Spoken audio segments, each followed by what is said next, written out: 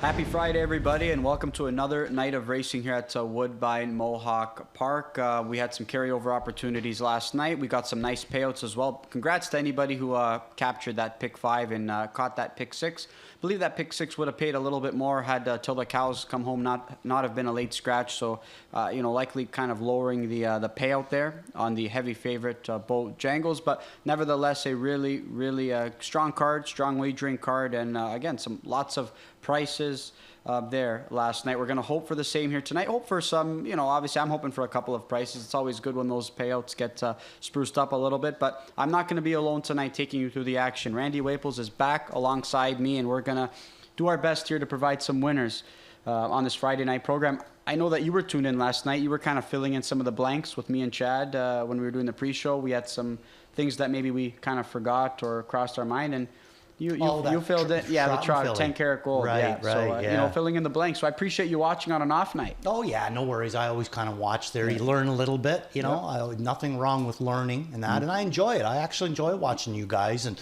hearing what you have to say. Usually when we do this at night, it seems like I'm the one that has to do the majority of the talk, and so it's really nice to sit there and just listen to you and Chad, give your thoughts. Yeah, it's sometimes obviously it can be a tough work in solo at times. I mean, you know what it's like. You've done it so many times, and try not to be repetitive. But it's really tough when you can't bounce ideas off of one another, and you've got a window that you've got to work with. So you got to do what you can during that span. But good practice. Sometimes we just got to do it. But it helps when you at least have some good wagering opportunities, some good fields, and some intriguing horses that you can at least talk about. I like the banter. Yep. I like the fact that when, you go your way and I go mine, and then we kind of banter back and forth. But the other thing that I like too is sometimes we land on the same horse. Sometimes I'll take a risk and then you'll come in and you'll say, well, that's the horse that I'm using. And that makes me feel better, because if you like the horse, then it makes me feel better that I found the right one when I go searching, I think banter is great, because I think the beauty of this game, especially in a pari-mutuel pool, we're all going to differ on opinions, and I think that's the way you want to go. If everybody thought the same, the payouts would be so low. That's the beauty of this game, is you're playing against one another. So if you think different than the other one, the other person or the majority, you can capitalize in a big way. I mean, that's the beauty of this sport. It's why, to me, it's the best wagering game that we have. I agree with you, and it's just it's fun that way, because, like you said, you can bounce different ideas off of people, and it's just fun. But I thought it was a good racing last night. I thought Bojangles, he's bringing a lot to the plate right now, John. A couple of cattle wash progeny, undefeated, clean deal, perfect so far to start her career. Bojangles as well. They've been putting on here, and we've been seeing some pretty quick miles. Both of them unbelievably impressive, but I lean a little bit more towards No Better Air. Okay, really? I think she's racing a little tougher. Okay. I think she's having to earn these victories, and with Bojangles right now, they're not really racing them. Like the people that are in against them, they're not taking them on. I mean, last night, he went a second quarter and 30 and change. You know what I mean? Nice little breather. You take a 50 pacer and you give him a second quarter in 30 seconds. How are you going to beat him? Clean deal going 50 flat last night. I mean, that was a big mile for that. But she raced filly. it. Yeah, she races that one. I'm not sure what the record is, if it was the provincial or stakes record, but I think Passline has gone in 149-3 here over this oval. I just don't know if that was in an OSS race or if it was in a Grand Circuit race. But nevertheless, that Kyle Fellows trainee looks pretty sharp so far. Again, he said Rob said she was just average training down. I was just going to say that to you. That to me was the whole thing that I took from from your interview with Rob. There was when you said to him, "Did she show you this all along?" And I mean, instantly he goes, "No." And I mean, it's a better delight trait. A lot of them will play possum in the morning when you're training them down, and then when they see the starting gate, the lights, the competition, they just blossom. And I'll give you a perfect example was LA Delight. When I first baby raced her for Bob there, I raved about her, and Bob couldn't understand it. And he just said, he goes, I got like 5 horses here that can beat her. And I'm like, wow, send them down. But they couldn't beat her. She was just unbelievable. But what it was she needed to have, because she was a Bettor's Delight, she needed to have the starting gate in a field of horses. That's when she knew it was good. You will go out and train her a mile in 2:25. She ain't interested. Yeah, it's amazing when you talk to so many horse people, myself over the last couple of years, and so many of them say, if anybody tells you they know they've got a special horse in, April or March, they're lying.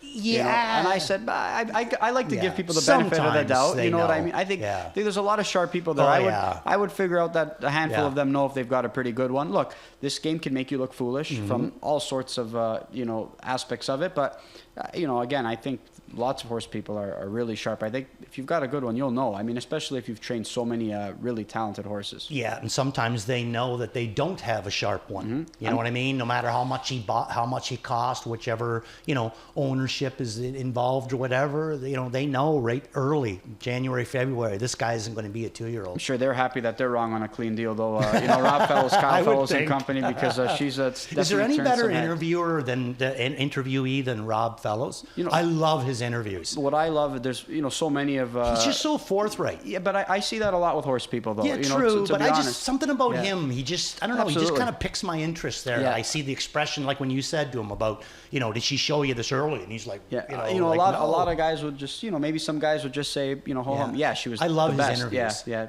Yeah. She's a sharp horseman, He sharp is. guy too. Very sharp horseman. We like yes. transparency. I think that's something we need more of here in this game. And I think if you can, there's so many guys who are so articulate and provide so many good insight and analysis when you get a chance to talk to them. Even for me, like, again, I'm not a horseman by any means. When I can intake all this info, in some interviews, whether it be paddock or post race, I mean, you just love to hear certain things and see how horses change from start to start. I'll give you two perfect examples to me, Rob Fellows and Dr. Ian Moore. If you go back and watch your interviews with either one of those two, the reason that they're such good interviews is because they listen to every question you ask. You can see them when you go to ask them a question.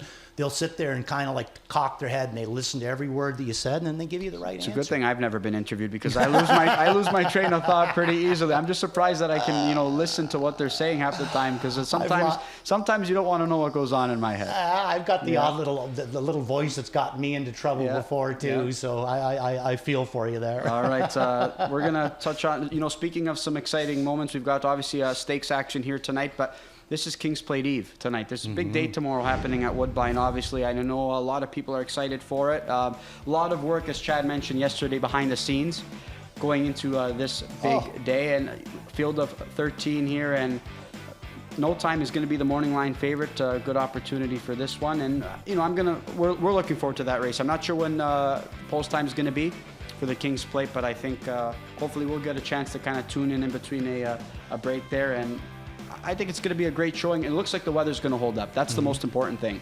I think we got something else going on tomorrow too, don't we? We got south of the border. South of the border, obviously, yeah. Well, obviously Chantilly, Mickey, and Minnie. That's something we're very excited about as well. We'll touch on that later on. But yeah, that to me is obviously getting This must freak you right out. I love this. Look at this, $1 million in guaranteed pools. Again, nothing better on a big day than having some great wagering opportunities, and that's what we're going to see tomorrow at Woodbine. This is amazing. Yeah, I mean, really, this is amazing. I'll tell you, if you don't go on a day and you have that kind of a wagering menu, if you don't have fun, stay home, because this is amazing. Added pressure for us to deliver some winners, because maybe some people are going to, take that some of their winnings, hopefully, and kind of take it into tomorrow's Thoroughbred card. And of course, you can bet anytime, anywhere through the HPI bet app. Again, I say it endlessly. It's so easy. Just click the app, look at face recognition, and you're logged in a heartbeat. You don't even need to push any buttons. You've got some,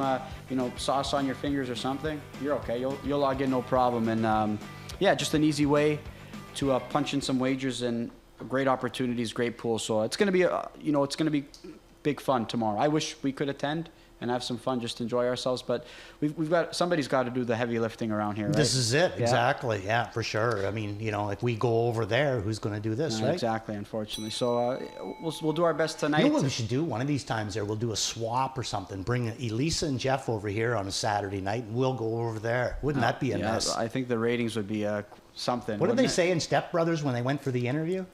You know what? I don't remember. Oh, okay. I can't remember either. Don't even know if I've seen that movie. I just don't remember. I think I might have seen it once, or 12 times, somewhere around there. I think we do our best, though. I think we'd probably make a lot of harness references. We're here to there. mess things up. Yeah, oh, that's what we would do for sure. That's a guarantee. And we're going to touch on some track plays from last night, some charts, obviously. Again, the same thing that you see on this board is horses that are kind of close to the action, getting the job done. It's why I keep saying, if you got a horse that's going to be put in play and sit close, you're going to give that horse a great opportunity. Maybe they're not always going to get the job done, but you feel a lot better than sitting 7th at the 3/4 pole. You're sitting 7th. You better be back there for a reason, Yeah. you know, and if there's any way that you can get up into, say, top 3, you better take a chance. Yeah, so you could see again that graphic just continues to be consistent and where we see kind of everybody playing out. And yeah, again, just got to be close. And I think we're going to see kind of a similar pattern here tonight as well, especially with some elimination races, right? With some prep races, no elimination for the Peaceful Way, just the Peaceful Way eligibles race, and that's something we're going to touch on here as well just in a few moments, because we do have the William Wellwood eliminations. We've got the Peaceful Way eligibles. They're going to race in partake in a race as well. That's going to take place in race number 2. It's nice for, obviously, we like to see eliminations in the sense that we get to see more horses and more opportunity to see some quality fillies in this spot. I'm sure that you got to be happy if you're a trainer and owner when you have these fillies, especially in what could be a pretty busy stake schedule, getting an opportunity to give them an extra week off and gear them up for next week for a big final. Yeah, I mean, that's the big thing. You only want to go so many times with a 2-year-old. Like last night there, for instance, in your interview with Moore, he was saying that now, because of the fact that he only had to go the one race at straight to the final in Grand River. Grand River, now that opens the Nassauwea back up for him. But the big thing was, he said, at the end of the conversation with you, he said, that'll only give him 10 starts. That's what they kind of aim for. 10, maybe one less, maybe 9, 8's even better, you know what I mean? But you want them to be quality ones, but you don't want to overdo it as a 2-year-old, because you can really set that horse up for a bad career. You know what? He's done it so easily, though, speaking of Bojangles, right? I mean, none of those miles have been taxing whatsoever. None. Again, I was kind of speaking on it last night, that sometimes that Battle of Waterloo, we've seen some, colts come back a start after and not put forth good efforts. I think somebody mentioned to me, I've got to go fact check it, though. I think somebody mentioned to me that maybe was at Some Beach somewhere was the only horse before Bojangles to win his following start after winning the Battle of Waterloo. I don't know if that's for sure. Yeah, it has to be, because he never got beat until he was 3. Yeah, but I'm saying so many horses who have won the Battle of Waterloo, they come back the next start and don't get the job done. So Bojangles and Some Beach and kind of their own company in terms of coming back sharp after that event. But you could see it wasn't taxing that victory over at Grand River for Bojangles. I mean, he cleared to the front and he was in cruise control. And the biggest thing, too, and people don't really notice it that much, too, is the fact McClure is a very light-handed driver. Not all drivers, just because you put 10 drivers down on Bojangles, not all of them are going to get along the same with him, and that's why he was able to go the second quarter in 30 and change, because even though he fired him out of there, horse sat right back in his lap, and some drivers aren't able to do that. They fire them horses out of there, they take a hold, and they just keep taking a hold, and they can be a good driver. It doesn't mean that they can get them to come back off the bit. Bobby can. It's an art to keep young horses sharp all throughout the season, and we've seen a handful of guys being able to kind of do that consistently and keep them sharp throat, despite going some, participating in some pretty big races as well. So, well, one of the things you notice that too, and I always notice it as a driver, and you must notice it because you work so much at the Meadowlands. But you ever notice like a guy like Dexter Dunn? He whatever he starts the year with, that's who he's ending the year with. Yeah. He's like James. You ever notice that with James too? They're not jumping around all over the place looking for that fresh horse, because the horse that they had, they've already got him burned out. So, I mean, that's a big difference, and Bobby is doing that with Bojangles. The way he's racing right now, this horse is going to be every bit as sharp come super final. Yeah, but the beauty of them, too, is even though they know that they might not keep that driver, they're going to go elsewhere, they still drive them as if that's going to be their drive all year. They do a great job of taking care of horses, managing and making sure that they stay sharp throughout. Speaking of young horses, that's what's going to kick off this early pick 5 sequence, because we've got 2-year-old pacing fillies that are going to kick things off here, non-winners of 1 here. And I know there's one filly in particular that you were fond of last time out, Randy. Trouble Trip, I'd say, and one that we're going to highlight, but that's got to be the Sangria Summer. You love her in this spot, don't you? Yeah, absolutely. Loved her last week. I had her up on top in her last one, you know what I mean? But it just didn't work out for her. So let's take a look at this replay with her. Now, LD's Gina also is going to be locked in. I'm not sure if it's in this same race, is it or not? Yes, this will be the same race. So maybe look for the horse that James is driving that's going to be third, and then Sangria Summer driven by Trevor Henry. She's going to end up sixth in here. Now, to me, they're both very live. You can see James down here with the 7 horse down on the inside. Trevor, now they're just about wheel to wheel, these two fillies that I really like. Trevor's takes a little bit of a bump there from James, and now they're, look, you see the back on Trevor. He is hooked on to Mike Whalen, no place for him to go.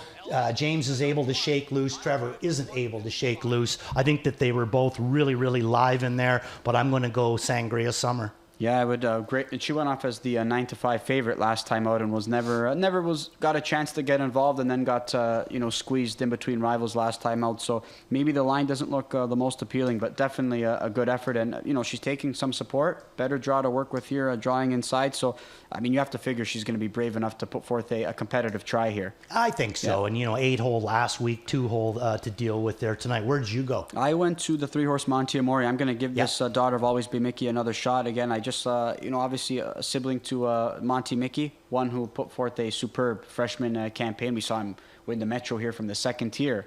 Great effort there. And, first over trip, maybe this is one that just needed a couple starts, right? Was scratched due to sickness, and I'm hoping maybe she can be tighter off that effort. But I used a bunch in here, because I think this is a competitive way to kick off the sequence. I didn't use the one horse, or a blue chip, who's taking some early money. I know she's coming out of that Wish Upon a Star leg, but not one that I put in this spot. I prefer others. Yeah, missed some time, has the rail. I threw her in on the bottom, but I'm just hoping for a fourth place victory in there. I don't think we're going to see too much out of her. A competitive way to kick off this early pick 5. Again, always guaranteed at $75,000. We're going to move on to race number 2. We've still got some rookies, and we spoke about that Grand Circuit action.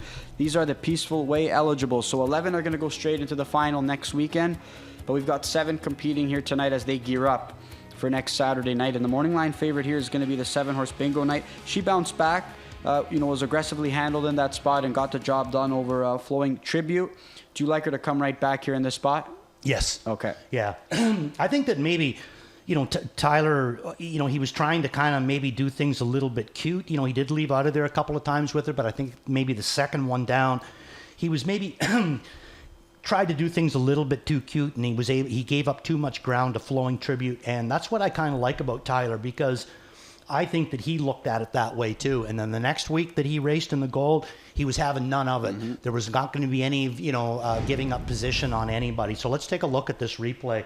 What's your thoughts on this one, John? Yeah, worked out a perfect trip though, right? I mean, she had a little bit more than Flowing Tribute. Flowing Tribute got things her own way as well in this spot. Wasn't able to outkick, the Dustin Jones trainee here. But I mean, Bingo Night has done no wrong so far this year. To your point, can't give up lengths on a quality filly like Flowing Tribute, right? I mean, I know Tyler handled her a different way 2 starts back, and she was third because of it, but you knew in that start that she was going to leave out of there. I know we went to Flowing Tribute in that spot, though, Randy. In hindsight, though, I mean, when you've got 2 fillies that we both think are really talented, probably should have gone to the one that's going to offer a better price. And we figured she was going to get a more aggressive steer in that spot, and she got a trip to the winner's circle because of it. I absolutely loved Bingo Night. Yep. I loved that it was either you or Chad had a talk with Tyler, and he kind of more or less said this was one of his dad's favorites, if not his dad's favorite in Florida this winter. But I honestly thought Flowing Tribute was the deeper of the two. She's big, she's strong. I honestly thought that, she was the winner.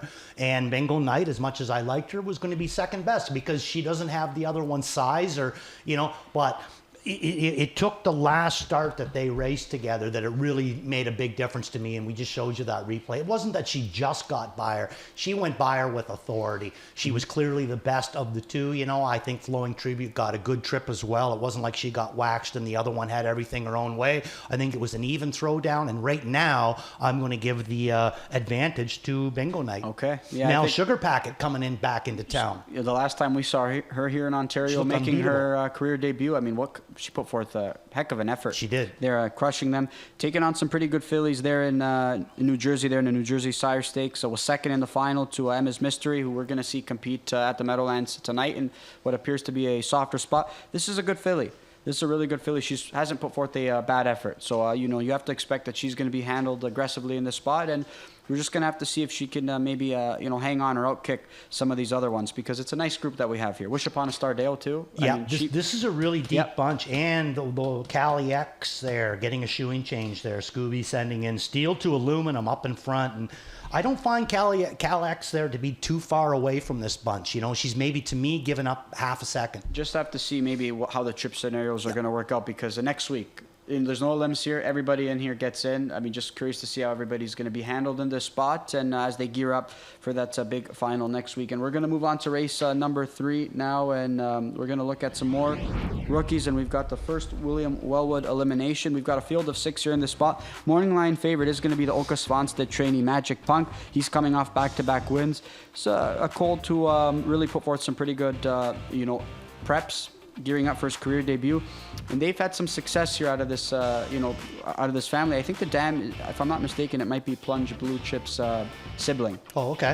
So obviously one that has an really, really strong career. So Magic Punk could be tough to beat, but there's another Sean Stacy trainee here that I'd say merits a lot of respect in Green Arrow Hanover. That's the way I'm going. Okay. You? I went Magic Punk in this spot. I can see that. So so where did you put Green Arrow in for second? Right in for second. Yeah, I think it's both of them. We switch our exactor. So Magic Punk, don't know much about him. Now I do like the way that he's being raced. I love the connections with him. The only thing that scares me a little bit with him is that, number one, he does have the rail up here, can be a little bit tricky at times, and number two, John, I just didn't find that he won that last race with the authority that he should have. Now, maybe it was turned into a sprint, and that's what happened. But, you look at it, a middle half in 59 seconds, you know what I'm saying? Like, this thing should have been locked, loaded, and gone. But he wasn't. Somebody stayed with him, and he only won that race by a neck. So, with the rail shipping up here, only winning by a neck, I'm going to go with the one that I think's racing pretty good, that's impressed me up here, and he doesn't have to ship anywhere but from Joe Stutzman's first line training center down here to Mohawk, which is about 20 minutes, 15 or 20 minutes. So really, really in his own accommodation, I think it gives him a little bit of an advantage. And let's take a replay, or look at this replay of the final of the Millard Farms in this one. And like I said, John, I think it's not just us, so the first time that he races in the Millard, and I understand what the 10 hole in that, but he is a winner at odds of 13-1. Nobody was buying it the next time, because the next time that this guy raced in this race, 85 cents on the dollar, it's just the way, but it's the way that he did it. And I mean, you got some nice colts in here. The one Ratchford's got, you know what I mean? He's staying with them. Dougie's staying with them. Not much movement back here. Louis got a little bit of pop. But look at Bob. I mean, Bob's looking for the toll booth, where to drop the quarters there. I mean, and he's just so much the best. Now, I haven't seen Magic Punk, but like I said, I think that in this case, this week, I say Green Arrow Hanover has a slight advantage. I can't fault you there. I think a really talented colt, one that I've backed in majority of his starts. I think this son of Green Shoe has put forth some pretty good efforts. And again, I kind of touched on it with Mark. It's funny, Mark Stacy. I mean, we've seen so many Green Shoes, some rookies, some 2-year-olds by Green Shoe, and they are a little bit erratic, right? And not a fan. No way. Not really. No, I'm not. But I'm a fan of this one. Yeah, but he looks professional. He does. Some of the other ones, you see some, obviously a little bit erratic. They've got some quirks, but this guy just looks like a pro. I mean, he does things easily. And to your point, obviously the Timel Starstruck, the Greg McNair trainee, they're a little bit aggressive. That's why he kind of came out of that hole early. And even though he's clearing Bobby by half a length as Doug in his charge, Bobby's just sitting there chilly. He knows what he's got. He knows. He knows what he's got. So and that's what I mean. Like, I mean, when a driver wins a race and he's that cool doing it, there's a lot left in the motor. Yeah. I would just say that. Strobe Light, one that I'm intrigued to watch in this spot as well. I didn't peg him on top, but I think this is a colt by alarm detector that's getting better every time. I think that if there's a little bit of a kerfuffle in here at all, Strobe Light's the type of horse that could easily pick up the pieces. I threw him in for third. All right, there's the a look at the first William Wellwood elimination there for 2-year-old trotting colts. We're going to move on to race number 4, and I think this is a really competitive race here that kicks off the pick 6 sequence. I think a lot of respect for Park Avenue Janet is warranted. First time Lasix last time out. I thought she finished up well. Nice to see her get an easy trip, because she has gotten some tough trips, and not, obviously for a young filly, when you keep getting those kind of trips, I know it can be tough for them at times. I thought that was a nice steer there by Louis to just kind of give her a nice easy mile. She responded well late. and better draw to work with tonight. Second time Lasix. You know, she deserves all the betting support she's going to take, and I know she's going to be tough to beat. She is going to be tough to beat, and this is going to be second start Lasix. And Louis, I mean, we're not going to show you the replay on her, but I'm going to tell you something there. Louis gave her a little bit of a lesson, you know, heading down the lane there. He wasn't letting her just kind of dawdle her way through there. He made her pace, and he more or less emptied her out in that last quarter, which I don't think it's going to be any issue whatsoever first start Lasix, because it was the only time that he raced her was one quarter. You can see it on her lines. He did nothing with her. Then the last quarter, but what I mean is that when he was coming down through them, he busted her hump through there. Like, he was not letting her just diddly doddle through. He made her work down through there. So she's gonna, to me, really respond better from that race. But I'm only going to throw her in for second. And I mean, you know, Louis Wa, second start Lasix, loved the way she raced first start Lasix. There's a lot middle of the gate. There's a lot for me to like about her, but there's also a lot that I think that about Tricky Wiki in here as well for Renee Dion. Renee Dion, Susie Kerwood, their barn has been racing fantastic. So let's take a look at July the 25th. The Dresden race, I thought was a decent one. Now everybody's going to say, well, she sat in the 2-hole and she lost ground. Yeah, she lost ground. Look who she lost ground to, Macapello Seelster. I've said all along, Macapello Seelster and Lady Cafe Olate are so close to being gold fillies, and since they've dropped down into the grassroots, they've been annihilating them. So I don't mind that this one lost a little bit of ground to Macapello Seelster. But look at this race here with Phil Houdon driving this girl. Nowhere to go. Poor Phil. I mean, just absolutely nothing to be able to do down there. Now, Tyler Bort's going to be taking over the drive on this guy tonight. So, you know, I'm going to take a chance on a bit of a price, because I think that Park Avenue Janet, just like you said, is going to take a ton of support. So I'm going to go Tricky Wiki.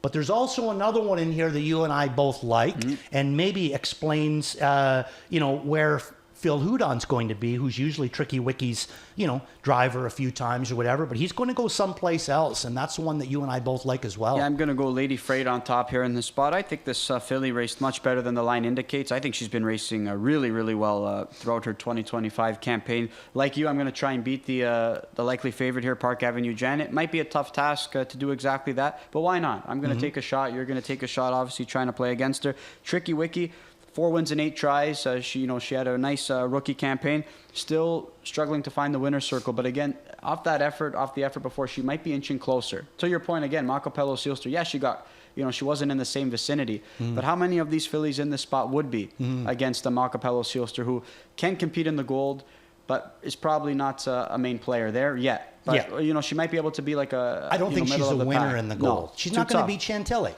No, exactly. Right there. Middle of the pack there, most likely. But in the grassroots, to your point, she's the one to beat. I think she's in tomorrow or Monday as well. So, again, good spot that she's in as well. So now, tell me something on Lady Freight there, the horse that you just talked about a little bit there. Does the 2-hole bother you? Because you do see that the last time she had the rail, she got away 10th here.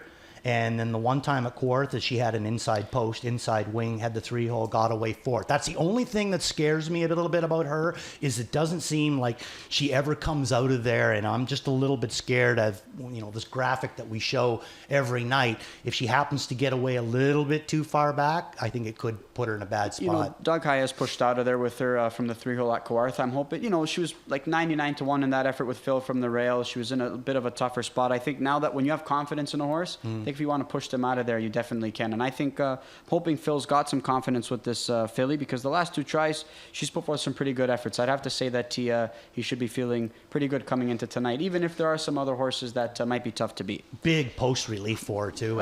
Yeah, big time. We're going to move on to race number 5. This closes out the pick 5 sequence, and I think all eyes are going to be on the 6 horse, Mr. Magic, who's coming off 3 consecutive victories. A lot of positives here, especially given the draw that he has to work with.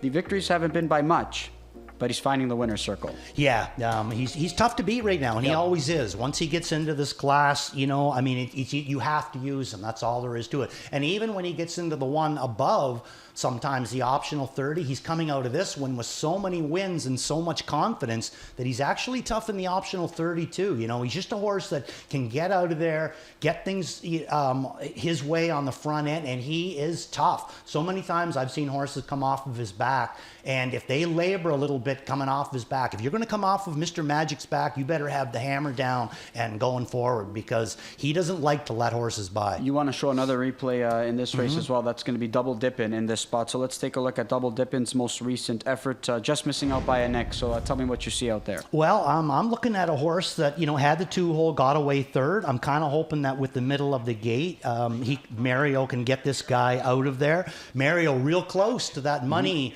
getting over $100 million lifetime. Wouldn't it be so nice to get it done with your niece's horse? So look at Mario here, down in the 2-hole. The Mouse has got the whip straight up. Mouse is looking for some room, but guess what? There's no room for Mouse. So he moves back down to the inside here, and guess what? Really not much to do here either. Loses his momentum. Now he starts to fire the momentum, and it just, look at, you got to turn him sideways there to boot, just ran out of room. But look at the run out for Mr. Mario Mouse. I thought it was a good effort. I think he can get this one back out of there, back into the 2-hole again. And, if JD comes out of there with him, what wouldn't be better to follow than Mr. Magic? Just hope that you can get off his back this time. So Double Dippin' is going to be the way I'm going to go. 0 for 9 this year. Yeah, 2 for his last 39, but one that seems to be inching closer to getting back into the winner's circle here. There's our thoughts on race number 5 as we close out that early sequence. Race number 6 kicks off the late pick 5, and we've got more William Wellwood elimination for 2-year-old trotting colts. Ardone is going to be shipping in here from the Meadowlands and some New Jersey Sire Stakes tries. He's going to be installed as the 9-5 favorite, and he's been taking on some tough colts. I think Apex and Diabolic Hill, a couple of colts who have really turned some heads south of the border. I think they would be overwhelming choices here in this spot. So Ardone, likely favorite. I think deserving. Cambridge Hanover, a half-brother to Maryland, also coming in here, shipping from the U.S. He's going to look to pick up his first career victory. Crunching the odds, though, the Blake McIntosh trainee, a 54 and change mile last time out. We're going to highlight that effort because it was a really good one. It was. I think he looks as deep in here as anyone. Not a huge, big fan of the rail, but I don't think it's going to cause him too many problems in here. So crunching the odds. Let's take a look at this bad boy, Johnny. Ardon, I got him in for second. I like him, but again, shipping up, and he's been finishing second quite a bit. So I'm going to throw him in for the deuce. Be nice to see Scotty Zeron back in town, though. Dexter's horse, Cambridge Hanover, going to throw him in for third, and DA Mastermind for Chris Jr. But this guy here, really looks good, doing this big size to him. And this isn't a go by and then just kind of like hang out there or whatever. He's a little bit lazy. James has to pick at him, but at no point does he show any kind of weakness to me. I think he's only going to get better, actually, off of that trip. So I'm going to go back with crunching the odds. Going to throw him up on top. Woke up in a big way last time out in that gold. I don't think anybody foresaw him getting the job done, especially in 54 and change, no less. So this is a horse that could be trending in the right direction at the right time there. There's a look at race number 6 in that William Wellwood elimination, the second one that we've got this evening. We're going to move on to race number 8 here in this spot, and we've got some more rookie trotters in this spot here, and I think a lot of eyes are going to be on Mastiff Deployment, Randy, for good reason. I thought the son of Muscle Mass put forth a really eye-catching performance in a grassroots try. He's going to be tough to beat if he races anything close to what he did last time. Yeah, and once again, we see, right, 2-1, 2-3 here in the morning, 55 first start, many times. Qualifying times mean nothing. They can drop they can drop 5, 6, 7 seconds first time that they go behind the gate, So really, I love the way James does it, always conserving. So mass deployment, very good on the end. Let's take a look at the replay on him. The last qualifier was a really nice one too. 2-3 only, but big wheels on the end of it, and he did not disappoint us. And one of the beauties about this is the fact that because he's got the 2-hole and because he's been racing so far off the pace, I don't think Tyler has to really push to get him out of there. I think that if he gets away, 6th, 7th, I don't think it's going to make a difference because this guy's only going to get stronger and stronger. So look at him coming on the outside with Tyler, and look at the body language on Tyler. All he's doing is talking to him.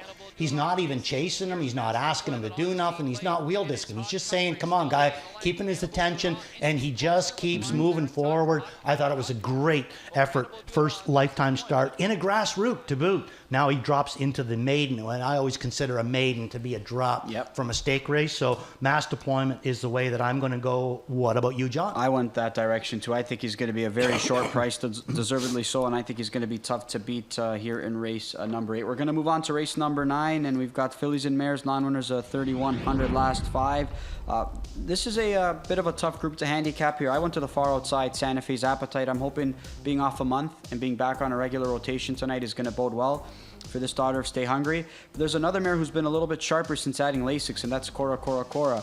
One that you want to highlight here in this spot. Cora, yeah. Let's take a look at her. But where we're going to see is let's look at both Cora, and Gimme a Corona and Carson's Gouda. I think we see them all in this race, don't we? Mm-hmm. Yes, we do.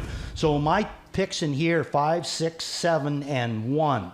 In that order too, or 5, 7, 6, 1, and this replay is going to show you the 5, the 6, and the 7. But Cora, big move from the outside. You can see she had the 9-hole in this race. Huge move out of there. I mean, look at this one. She's been racing in 9s, 11s. Then she goes into this optional 20. Big jump up, but great effort here. I thought. I thought that she really kind of had to pay for it. Now that's Gimme a Corona splitting her. She looks like she's got more, but you had to see the first quarter for Cora. Absolutely. She took a 3-wide park, really had to muscle her way to the front, took a lot out of her, but still hung around on the end of it there. So much easier post to work with in here tonight. And I think that she might be actually catch either Carson's Gouda or Gimme a Corona or Santa Fe's Appetite from the outside, and maybe sit a 2-hole again, but lots easier to get there, not 26 and change from the 9-hole. Yeah, that's the biggest thing. Better draw, a mare who's showing some sharpness, especially since adding Lasix, and a lot of positives with this Shane Barrington trainee who should be sitting on a pretty good performance. We're going to move on to the last race of the night, race number 10, and I think this is a competitive race here to close out this card. We've got a lot of fillies who are racing pretty sharp. There's one who's winless in 11 tries, though, that Garnett's going to go to in this spot, making her his spot play. That's Dirty Diana. That's also a filly's effort you want to highlight last time out because it was a good runner-up finish. It was a great runner-up finish. We're going to show you that replay, and it's also going to, Dirty Diana's replay is also going to show you the 1-horse, Always Dawn, and it's also going to show you the 8-horse, Bonamy Hanover. So you might want to look at this one and see that they're all pretty live on the end of it. Now, I like with Dirty Diana. He moved her to the outside, and he comes with her, and she's going to end up finishing second, only beating 3/4 of a length. And you can see like more or less a long first over grind. Travis is kind of never really up on Travis's helmet. So I thought it was a good effort that she puts in here. I'm going to go Nice Buns is where I'm going to go in this one. I'm going to say, I think that Drury's done an incredible job with this Nice Buns. I mean, I don't think that she's the easiest horse to drive. And when she first came back, you can see she was making breaks. She had no pop on the end of it. She was a little bit rough gated, and he just patiently just let her get better on her own.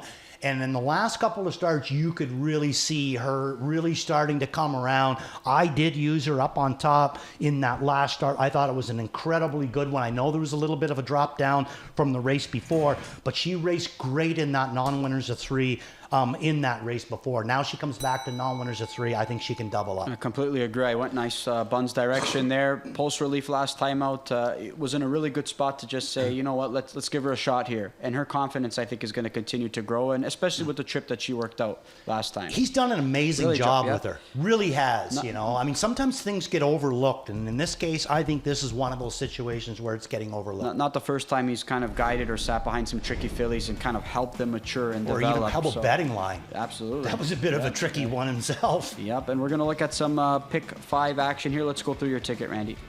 Okay, so we're a couple of singles to start it off. At race number 1, I'm going to single Sangria Summer, and in race number 2, I'm going to go single with Bingo Night, and then going to spread a little bit deeper in there. Race 4, kind of gave me the more, I could see it going kind of different ways. In race number 4, I went 1 4, and 7. Didn't use Lady Freight, probably should have in there. And then in race number 5, Double Dippin' and Mr. Magic. So cheap. kind of a cheap ticket. Yeah, $12 ticket there. My ticket a little bit more expensive, and you know what? I think I can afford a little bit more leeway, especially when you're singling a horse that could provide lots of value in race number 4. So I'm hoping she can get the job done, and I can maybe close out this ticket. So obviously I don't like to use the 2 logical contenders if there's 2 of them in a race. But again, you don't have to be perfect if you're going to single a horse that's going to offer a lot of value, because you're going to get paid. Yeah. So that's you're just looking to get through these looking to opening get through, legs yep. and then capitalize in race 4. Exactly. So, hoping that Lady Freight can get the job done as the upsetter there. There's our thoughts for some pick 5 sequences, and we're going to touch on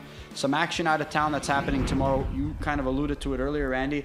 How about this matchup? I mean, I got a few texts on the way in coming into work tonight, and people just saying, how excited are you about this matchup? I said, very excited. It's just creating a buzz. Everybody's talking about it. We finally get to see this matchup. Yeah, yes, we do. It's about time. And we already know your thoughts on who you think is the best, filly. Oh, yeah. Not even do I think it's the best filly, because I got big love for that 2 horse. Absolutely. I think the 6 horse is night and day the best one out there this year. Yeah, so nice. I think she's going to put forth. We're hoping for a pretty big performance, but I think that's what we're expecting from her tomorrow in her first attempt racing outside of Canada. Yeah, so. and on a clay track. Yeah. Ooh-wee. Oh yeah. This could be setting up nice. There's the morning line favorite there, Conversano, the Hambo Oaks winner. But James could have a big night. He's got some good stock. He picked up Captain Optimistic as well. He's got Light Up the World in one of the maybe consolations, and he's got Conversano as well as drawing a blank on the other one. Captain Optimistic would be a good fit for him, because I've seen to me Captain Optimistic